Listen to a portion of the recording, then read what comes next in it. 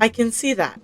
Don't know what to tell you, dude. I just work here. Oh my. Listen, when I bought this online, the website said this bus was Victoria inspired. However, when I received it, it clearly held the trademark of an Edwardian dressage. Do you want a coupon? I can give you a coupon. Will you leave if I give you a coupon? Hello everybody and welcome back to the channel. Welcome to the channel if you're new here. My name is Dead by Pony and today we're hopping back into Dream Daddy Dad Dating Simulator. Without further ado, let's hop in. We arrive at the mall, a big indoor shopping center with a couple different floors. It's kind of dead, but that doesn't stop a mall security guard from yelling at a group of loitering teens. Let's eat something disgusting for dinner. Yeah. Hell yeah! Language, missy. Hmm. Heck yeah? Better. Hmm. We approach the food court and evaluate our options. Greasy restaurant after greasy restaurant. My heart burns just looking at the menus. Nobody looks happy to be here. What are you in the mood for? Bread dipped in sugar? Bread with cheese on it? Do you want to inject some fat directly into your bloodstream? I extend my hand to her. Would you do me the honors of sharing some nachos? She takes my hand with a grin. It would make me the happiest, cheesiest girl alive. We ordered a giant pile of chips and unnaturally orange cheese from a very unenthusiastic and possibly stoned teenager. Take a seat at a rickety table and dig in. I don't think my mall has nachos. They have a lot of things, but not nachos. Alright, let's see where these nachos are going to take us. Hey. These are bad. These are very bad. But also strangely delicious. We have to eat through the pain. We enjoy the fluorescent cheesy goodness together until we're all out of nachos. So, Oh. something's been bothering me for a while. Can you explain memes to me? Sigh. Which meme? All the memes. Oh. Amanda sighs deeply and places her head in her hands. Dad, it's complicated. See, memes are inside jokes, shared by a bunch of people. They get less funny the more people do it. So the problem is that by the time a meme gets to you, Dad, all of us youths have already done the joke to death. And what's worse is that in that movies and TV and video games will try to jump in on the meme train, but just based on how long it takes to make them, the meme will be long dead by the time it comes out. So it just dates it and it isn't funny. Oh shit, what up? Dad, please. Anyway, change the subject. Where to now? Want to go to the Goth store? What? You know, the one with all the black, that's all black and tries to establish itself as an anti-establishment despite being exact representation of the establishment. I don't know what store you're talking about. You know, the one where you can buy chain wallets and basically an assault on what people fought so hard against, the punk and hardcore movement in the 70s and 80s. Dude, you gotta be more specific. The one you threw up in that one time. Oh, that one. Yes. Oh, hot topic. Amanda runs into the store with me trailing behind. She makes a beeline for the back. There it is. You can still see the outline, kinda. I'm so proud. Speech. Amanda. Alright. Speech. Speech. Speech. Speech. Alright, I'll do it if you stop chanting. Amanda stops immediately. Clear my throat. Thank you all for joining us here today. We commemorate a historic moment that would forever shape history. On this day, very much like today, some 5 years ago, our very own Amanda Ann Langer had too much blue raspberry slushy on an outing to the mall. After begging her father to take her to Dead, Goth, and Beyond, buy rainbow suspenders, she proceeded to throw up all over the display of My Chemical Romance merchandise. The loving father then had to pay for said merchandise, which to this day remains among our possessions. Thank you. Amanda is moved. She begins clapping. Slow at first, then faster and more vigorous. Several of the patrons turn their head. One of them also starts clapping. I bow my head. Oh hey, chain wallets. Amanda busies herself looking at band t-shirts. I try to find something of interest to myself. Not much for Dad to look at in Dead, Goth, and Beyond. Peruse the band t-shirt, look at ironic mags, check the clearance bin for hot deals. Band t-shirts. I barely know any of these bands. Cannibal Bones Party doesn't seem like music. Enjoy, but they must really be really happy that retail outlet is carrying their merchandise. But their parents are really proud of them. Look, this is very important to me. I overhear a stifled argument over the cash register. Oh, gentlemen, He's carrying a garment and showing it to a bored-looking cashier with pink hair. I can see that. Don't know what to tell you, dude. I just work here. Oh my. Listen, when I bought this online, the website said this bus was Victorian inspired. However, I received it. It clearly held the trademark of an Edwardian dressage. Do you want a coupon? I can give you a coupon. Will you leave if I give you a coupon? Is there a manager present? People have to know what they're buying. I am the manager. Huh. I see. Oh, it seems that I have outside my welcome. Good day, shopkeep. Your superiors will receive a strongly worded letter by post. Whatever, dude. The man whirls around and storms out, his literal coattails trailing behind him. I can't tell if they're really Victorian inspired or Edwardian in nature. Amanda trots up to me with the t-shirt in her hand. Oh boy, here it comes. Oh. Hey, Dad Tron 5000. Yes, I'll buy it for you. Wow, that was easy. Thanks. At least it's only one this time. Amanda plops the shirt onto the counter and grins at the cashier. I love your hair. The cashier says nothing and rings Amanda up, fading hatred, and I hand her a 20. So what was that guy's deal? A lot, probably. The cashier rolls her eyes so hard I'm worried that she'll pull something. That's Damien. He's in here all the time. He's obsessed with Victorian fashion or whatever. She hands Amanda her bag, and it's clear the conversation is over. We make our way out of the store and head home to get some rest. Amanda and I sit on the couch trying to find something to watch over bowls. Oh, cool. Long Haul Paranormal Ice Roads Ghost Truckers is on. Your favorite, right? Oh, hell yes. Have to make it over the Canadian tundra before the ice roads melt, but they also are hunting ghosts. Also, the trucks are haunted. This is an episode I've already seen, but it's one of the best. Colum and Flint Dogbone, the twin brother truck driving and ghost hunting duo, find themselves in the greatest peril yet. Oh no, the ghosts done got control of the truck. I can't steer on them their damn ice roads. Let me use this EVP meter to try and communicate with the spirits. Flint, we're about to die. I almost got it. Listen carefully. Sounds like it's saying, you're going to die. That's because we are about to die, you. This is art. The episode's end, and Amanda excuses herself. Go and start arguments on the internet. I stay up a little longer, curious about the exploits of Colum and Flint, Dogbone, after their disastrous ice road accident. Afterwards, I crawl into bed and get a good night's sleep. Go ask your mother. Sleepy, sleepy. Morning, sleepyhead. 5 more minutes. You have never ever let me have more 5 minutes, so get up. Fine. We have a cereal for breakfast and spend the morning putting together furniture.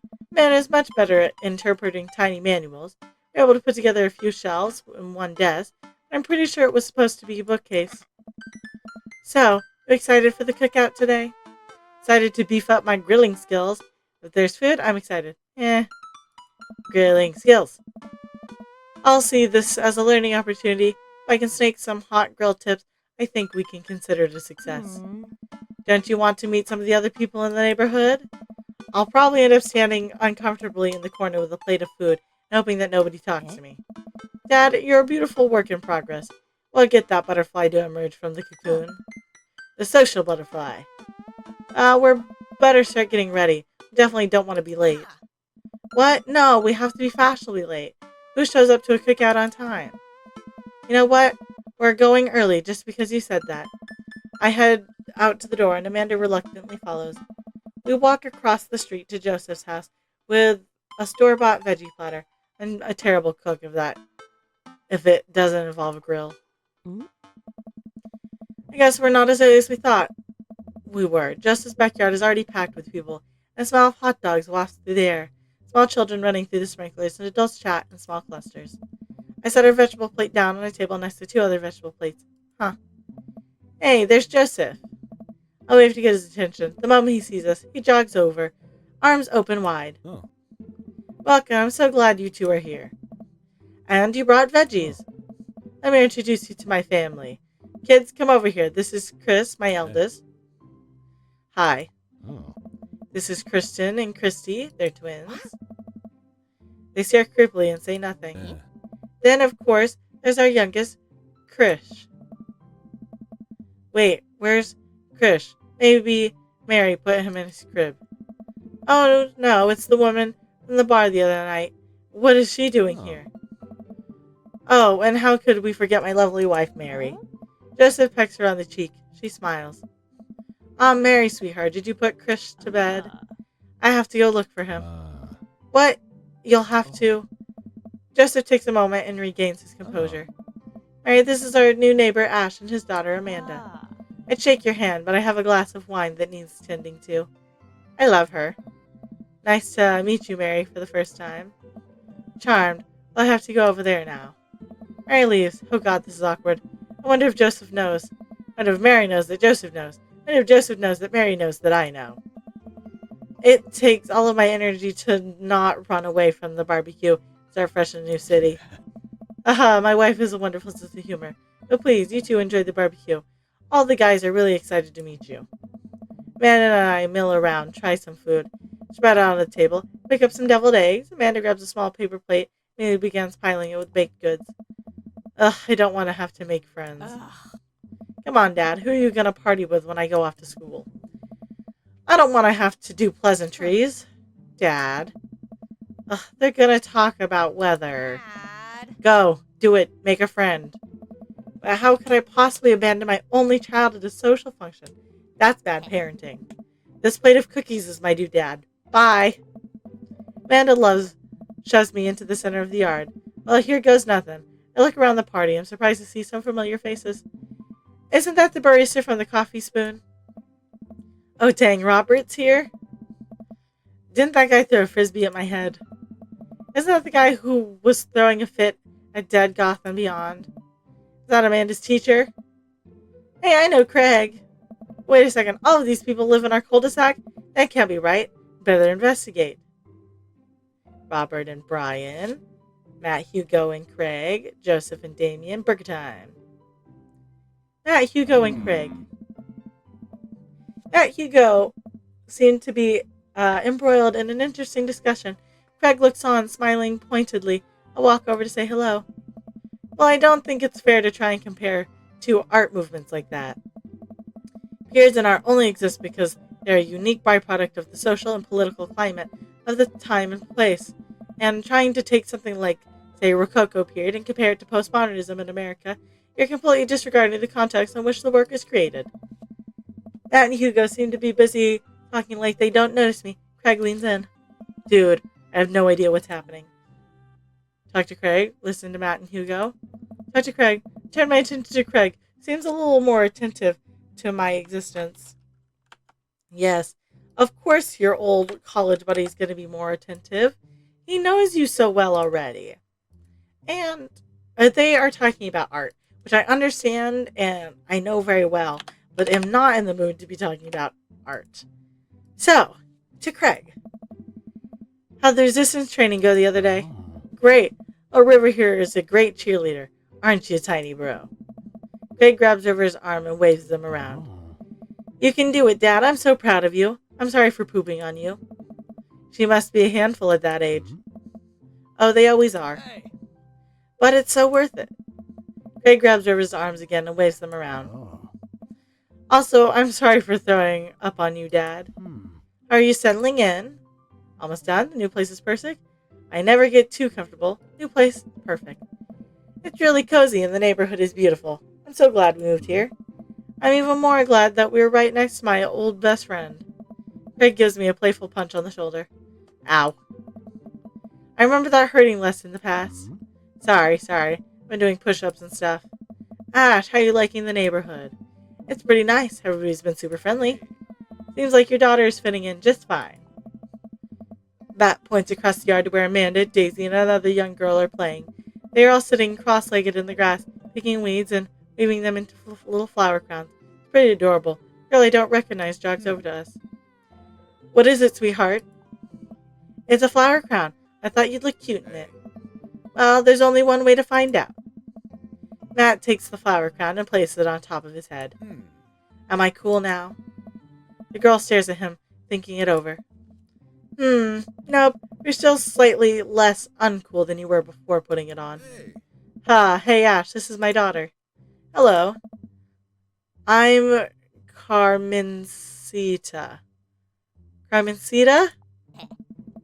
Amanda comes over with Daisy in tow. Dad, look, I'm making friends. Are you making friends? You better be making friends. Yes, actually, Amanda. You remember the cool barista from the coffee shop? And my old college friend? And, your teacher? Oh, hi, Mr. Vega. Didn't realize we were neighbors. Oh. Yep. Still gonna get me that overdue term paper? Haha, great seeing you. Amanda finger guns way out of the conversation like a champ. She only the finger guns move from me. I'm very proud. Oh. She's definitely a charmer. Speaking of which, where did my son go? Whoa. Hugo, look around the party. He must have finally spotted him because his eyes go wide. Sweet Manchego. Ernest Hemingway Vega, are you smoking? Ernest is holding a lit cigarette. No.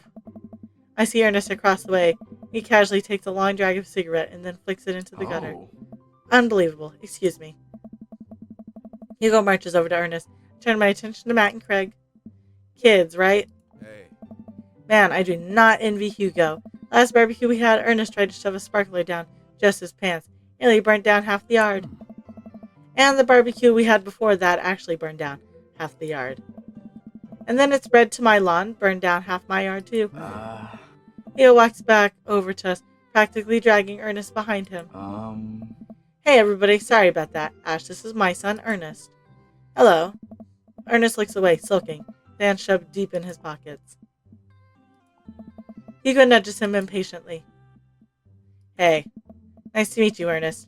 What grade are you in? Does it matter? Oh. Ernest. Okay, I'm in 8th grade. God, are you happy now? I'm sure you were just dying to know. Yeah, good for you. Can I go now? I'm tired of talking to old dudes who blame my generation for the failing economy. Ouch. I don't know. Ernest! Oh yeah, because I'm totally embarrassing you. Ernest put earbuds in and storms off, standing in the corner. Well, that was actually certainly something. An angsty teen. There are many of those. He seems nice. Hugo puts his head in his hands and sighs. I'm sorry, he's having a really tough time. As much as I want to be the cool dad, I have to be an Anthorian dad, and he clearly resents me for it. I mean, I think as a dad and a teacher, that's about as authoritarian as you can get. Honestly, are any of us cool dads? Is it even possible to be a cool dad? What? I'm as cool as a cucumber. See, that right there. You can't say that.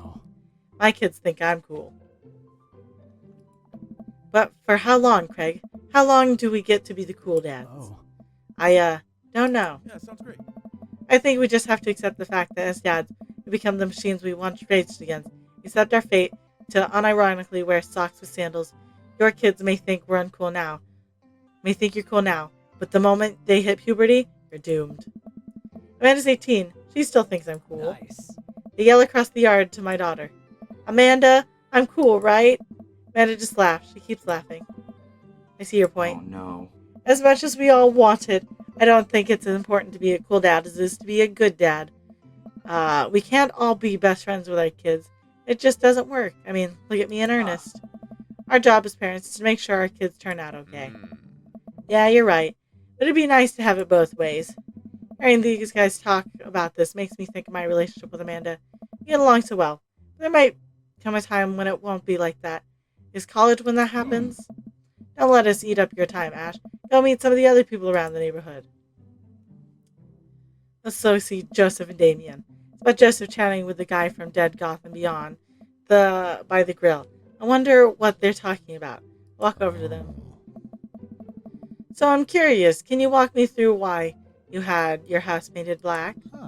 Where do we even start? The house stays warmer in the winter, provides an artistic contrast to the rest of the neighborhood, and it complements the crimson interior perfectly. It's definitely an interesting choice. How delightful. Thank you, I'm very proud of my abode. Ash, I was just having a conversation with Damien here about his aesthetic design decisions. Damien regards me up and down with a warm but critical eye. How do you do? I don't believe I've had the pleasure. I think I saw you in Dead Goth and Beyond the other day. Damien's face turns bright red. I must apologize for my behavior on the day. See, I take the goth lifestyle very seriously. To be caught in a ruse by such a corporation as Dead Goth Beyond is profoundly frustrating indeed. I hope you know that while my anger may have been justified, there was no such way for a gentleman to act. It's okay, man. Do tell me about yourself. Are you new to the area? Yes, my daughter and I just moved in the other day. She was the one I took to Dead Goth and Beyond. Very good taste on her part. Does she partake in the goth lifestyle? I think for a second. I look over Amanda, who's hanging out with some of the older kids in the neighborhood. What? Amanda, would you consider yourself goth? Amanda yells back.